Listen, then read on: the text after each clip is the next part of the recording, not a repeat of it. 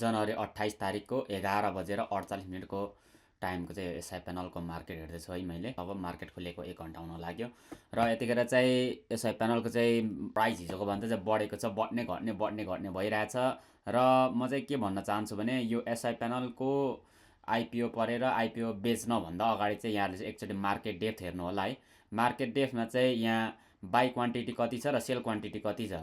यदि sale quantity भन्दा by quantity बढी छ भने यहाँ चाहिँ बजारमा चाहिँ किन्नेहरूको धेरै छ, किन्नेहरूको लर्को छ र बेच्नेहरू कम छन् भने चाहिँ यस्तो अवस्थामा चाहिँ यसको प्राइस चाहिँ बढेर जान सक्ने सम्भावना चाहिँ एकदमै हुन्छ है।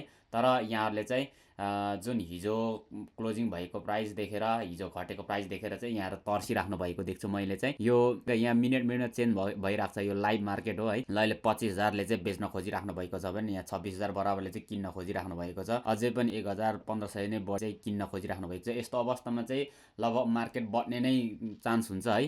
र यतिखेर यसलाई चाहिँ चार्टमा हेर्ने हो भने चाहिँ एसआई प्यानल आज खुसीको कुरा चाहिँ के छ भने हिजोको क्लोजिङ प्राइस भन्दा माथि नै ओपनिङ भएर चाहिँ मार्केट बढेको कारणले गर्दाखेरि चाहिँ आज यो माथि नै जान सक्छ कि भन्ने आश चाहिँ राख्न सकिन्छ। र यो 30 मिनटको टाइम फ्रेम लगाएर, 30 मिनट होइन 15 मिनटको टाइम फ्रेम लगाएर हेरौँ है।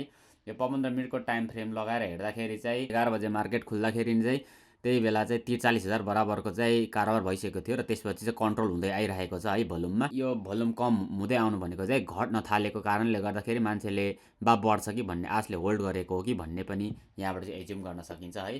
त्यसैले गर्दाखेरि चाहिँ जसले पनि बेच्नुभन्दा अगाडि चाहिँ एकचोटि चाहिँ जसरी पनि यो मार्केटको डेप्थ चाहिँ हेर्नु होला। ल अहिले हेर्नुहोस् त, अघि भन्दा बढिहाल्यो। 25,181 युनिटमा चाहिँ सेल युनिट आइरहेको छ भने 27,429वटा चाहिँ युनिटमा चाहिँ बाइङ युनिटहरू आइरहेको छ भनेपछि बायरहरू सेलरहरूभन्दा बायरहरू अझै बढी भएको कारणले गर्दाखेरि चाहिँ यसको प्राइस अझै माथि जान सक्छ भन्ने चाहिँ यहाँबाट देखिराखिएको छ। यति प्रष्ट रूपमा देखिरहेको अवस्थामा सामान्य बुझ्दा पनि बजारमा एउटा सामानको किन्ने मान्छे चाहिँ 10 जना भइदियो भने जसले धेरै महँगो तिर्न सक्छ उसले किन्ने हो र यसको अर्थ चाहिँ प्राइस बढ्दै माथि जान्छ। बिट हान्ने मान्छेहरूले चाहिँ यसलाई चाहिँ प्राइस चाहिँ अझै माथि पुऱ्याउँछन्। जस्तो यहाँ तल हेर्ने हो भने 2101 रुपैयाँ माग्ने 360वटा क्वान्टिटीमा 2101 रुपैयाँमा चाहिँ मान्छेले 360वटा क्वान्टिटी मागिरहेको छ।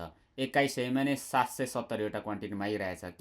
किन मान्छेहरूले चाहिँ यति धेरै क्वान्टिटीमा चाहिँ यो एकुमुलेट गर्न खोजिरहेछ, बाई गर्न खोजिरहेछ भने यसको चाहिँ फ्युचर देखिरहेछन् मान्छेहरूले। यसले चाहिँ भोलिको दिनमा चाहिँ अझै फाइदा दिन्छ है भन्ने देखिरहेछ मान्छेहरूले है।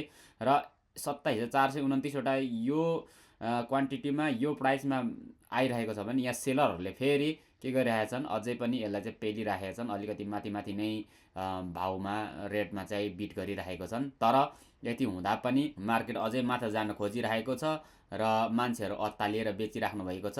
र बेच्नुभन्दा अगाडि चाहिँ मार्केटमा कुन किसिमको चाहिँ आजको कारोबार भइरहेको छ त्यो हेरेर मात्रै बेच्न चाहिँ म अनुरोध गर्न चाहन्छु। र होल नेप्से हेर्नु हो भने चाहिँ आज होल नेप्से चाहिँ लगभग माइनसमै नै छ यो 1 घन्टाको टाइम फ्रेममा चाहिँ है। अब हेरौँ आज दिनभरिमा चाहिँ के हुन्छ। यतिखेरसम्म चाहिँ लगभग 102वटा कम्पनीले कमाइरहेको देखिन्छ भने 136वटा कम्पनीले चाहिँ गुमाइरहेका छन् र 15वटा कम्पनी चाहिँ नगुमाउने नकमाउने भइरहेको छ। यो अवस्थामा हेरौँ आजको दिनभरिको मार्केट कस्तो हुन्छ है त। म यसको सम्पूर्ण अपडेट बेलुका मार्केट क्लोज भएपछि ल्याउने छु। र फेरि पनि एकचोटि भन्न चाहन्छु, बाई क्वान्टिटी भन्दा सेल क्वान्टिटी बढी छ भने चाहिँ यो प्राइस अझै पनि बढ्न सक्छ। त्यही भएर होल्ड नै गर्नु होला भन्न चाहन्छु म चाहिँ।